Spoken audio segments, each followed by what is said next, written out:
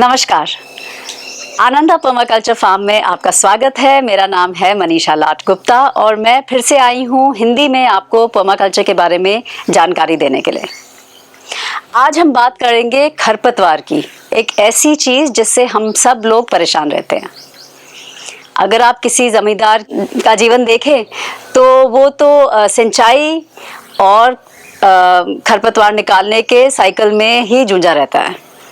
हमारा अभी क्या सिस्टम होता है, हम पहले खेत को पानी देते हैं, फिर उसके बाद उसकी बहाई करते हैं, फिर अपना बीज गेरते हैं, उसके बाद हमारी बीज में से अंकुर हो जाता है, थोड़े बीज छोटे छोटे पौधे बन जाते हैं और तब हम फिर से उसको पानी देते हैं। जब हम पानी देते हैं तो हमारे यहाँ खरपतवार या घास निकलनी शुरू हो जाती है। फिर हम लेबर लगाते हैं, ये घास निकालते हैं। फिर जब निकालते हैं तो मिट्टी ज़ाहिर है सारी खाली हो जाती है, नंगी हो जाती है और सूखने लगती है। जब सूख जाती है तो हम उस पर फिर से पानी लगाते हैं और फिर से पानी लगाने के बाद एक बारी फिर घास निकलती है, फिर से ये हम खरपतवार निकालते हैं और ऐसे हमारा फिर पौधे थोड़े से बड़े हो जाते हैं। हमारे को फिर से खरपतवार की चिंता नहीं करनी पड़ती और हम 4 महीने बाद अपनी फसल काट लेते हैं। अगर आप खेती में निवेश के बारे में सोचें तो जो लेबर हम खरपतवार निकालने में लगाते हैं वो भी काफ़ी हमारे पास भारी खर्चा होता है। अगर आप खरपतवार को समझना चाहते हैं तो पहले आपको मिट्टी को समझना पड़ेगा। मैंने कई बारी पहले भी ये चीज़ बताई है कि मिट्टी एक जीवित चीज़ है। अगर आपकी मिट्टी में जीवन नहीं है, जीवाणु नहीं है, कई प्रजातियों के जीव जंतु नहीं हैं, तो ये मिट्टी नहीं है, ये धूल कहलाती है। मिट्टी वो तभी बनती है जब इसमें कई प्रजातियों के जीव जंतु आके अपना घर बसाएं, जैसे कि जीवाणु, केचुए, फंगस और कई ज़्यादा। बताया जाता है कि 1 चम्मच मिट्टी में उतने जीव जंतु होते हैं जितनी इंसानों की जीव संख्या इस दुनिया में है। मिट्टी जीवित ही नहीं, बहुत बुद्धिमान भी है। ये हम कैसे जानते हैं? ये हम इसलिए जानते हैं क्योंकि अगर आप इसमें बीज गेरें तो बीज निकल आता है, उसमें से पौधा बन जाता है। और अगर आप इस पे पत्ता गेर दें या लकड़ी का टुकड़ा गेर दें या एक गिरा हुआ फल गेर दें तो वो गल जाता है। मिट्टी के जीवाणु फल को, पत्ते को, फूल को, इन सबको गला देते हैं, परंतु बीज को नहीं गलाते। बीज को वो संभाल के रखते हैं और आप देखेंगे कि बीज तो कई सालों तक मिट्टी में पड़े रहते हैं और जब उनकी ज़रूरत पड़ती है तब वो पौधे निकलते हैं। तो ये काफ़ी बुद्धिमान है, इसमें काफ़ी ज़्यादा समझ होती है मिट्टी में। और केवल एक जीव जंतु की बुद्धि नहीं है, ये एक कलेक्टिव ब्रेन है, मतलब इनका एक सामूहिक बुद्धि है और सब मिलके निर्णय लेते हैं कि उनके लिए क्या चीज़ ठीक है और क्या चीज़ ठीक नहीं है। अब ये जो प्राणी हैं जो हमें दिखाई भी नहीं देते, इतने छोटे, इतने माहीन होते हैं, ये भी वही 3 चीज़ों पे निर्भर हैं जिन चीज़ों पे हम निर्भर हैं। इनको जीवित रहने के लिए वही 3 चीज़ें चाहिए जो हमें चाहिए, वो है हवा, पानी और खाना। और मैं समझती हूँ कि ऐसी 5 परिस्थितियाँ हैं जिसमें वो भी मर सकते हैं और हम भी मर सकते हैं। वो 5 परिस्थितियाँ क्या हैं? 1, पानी का ना होना।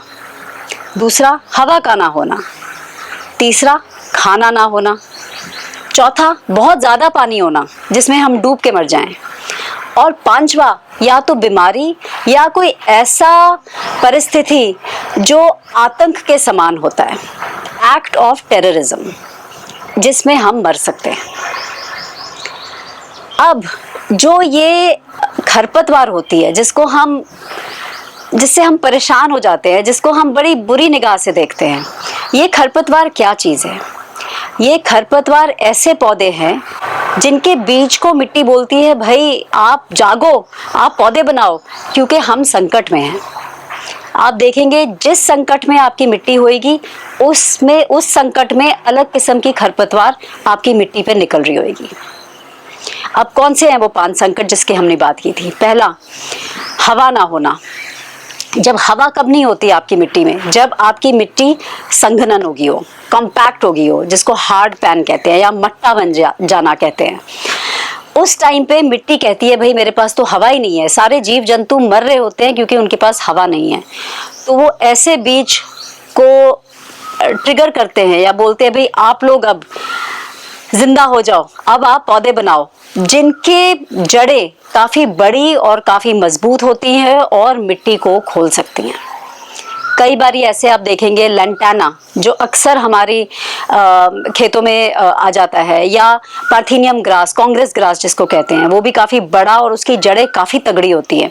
और अक्सर जहाँ पे आपकी पगडंडियाँ हो या जहाँ आपने ज़्यादा ट्रैक्टरिंग करी हो, आप देखेंगे कि वहाँ पे इस किस्म की खरपतवार निकलनी शुरू हो जाती है, क्योंकि वो मिट्टी को खोलने की कोशिश कर रही है।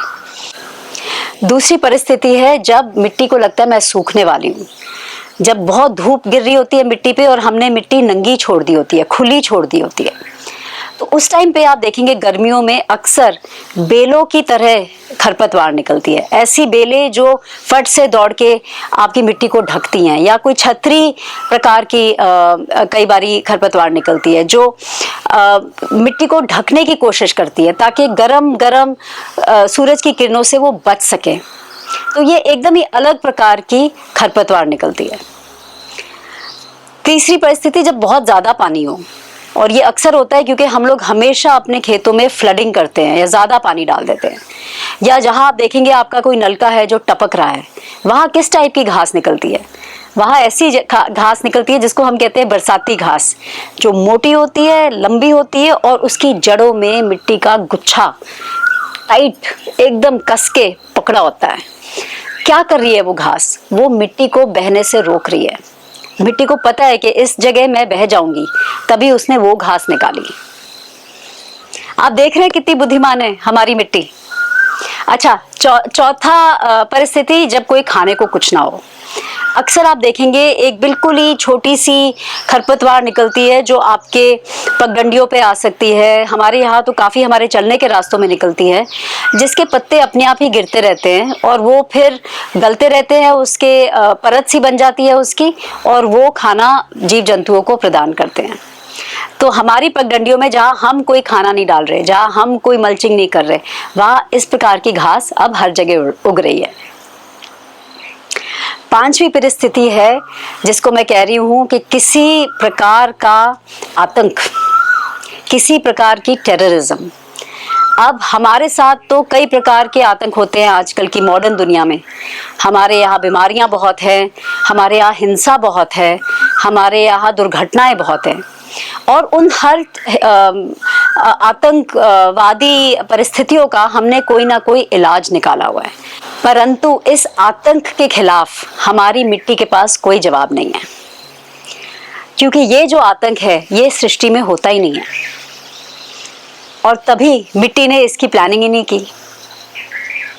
तो जब हम मिट्टी की तरफ आतंक करते हैं कोई, जैसे हमने राउंड अप गिरा दिया, वीडीसाइड गिरा दिया, हमने केमिकल रासायनिक खादें डाल दी, हमने रासायनिक कीटनाशक डाल दिए, तो मिट्टी के पास इनका कोई जवाब नहीं होता और मिट्टी मर जाती है।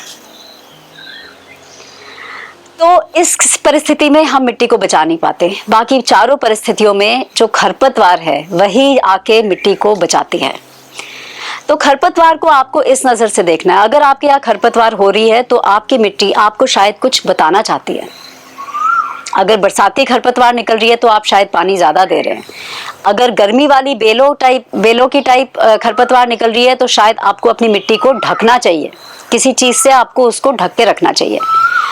अगर ऐसी खरपतवार निकलती है जिससे उसको खाना चाहिए तो शायद आपको इधर खाद देनी चाहिए, आपको कंपोस्ट डालना चाहिए, आपको इसके ऊपर कार्बनिक पदार्थ डालने चाहिए, ताकि आपकी मिट्टी हमेशा स्वस्थ रहे, हमेशा जीवित रहे, क्योंकि जीवित मिट्टी ही काम की मिट्टी है, नहीं तो धूल है। खरपतवार को मैनेज करने के लिए और क्या क्या चीज़ें कर सकते हैं, ये हम एक और वीडियो में बात करेंगे। इस वीडियो में मैं चाहती थी आप समझें कि खरपतवार होती क्यों है, और अगर आप ये समझ लें तो आपको अपने आप ही अपने जवाब मिलने शुरू हो जाएंगे कि आप अपने खेतों में क्या गलत चीज़ कर रहे हैं जिसके कारण आपके यहाँ खरपतवार हो रही है। आज के वीडियो के लिए इतना ही। मैं फिर से आऊँगी और बातचीत करने के लिए। अगर आपको ये हमारी बातें अच्छी लगी, हमारा चैनल पसंद आया, तो आप हमारे YouTube चैनल्स को सब्सक्राइब करिए, बेल नोटिफिकेशन पे ज़रूर क्लिक करिएगा ताकि अगले वीडियो के बारे में भी आप सूचित हो जाएं, और अपने परिवार और अपने साथियों के साथ ये वीडियो ज़रूर बांटिएगा। नमस्कार।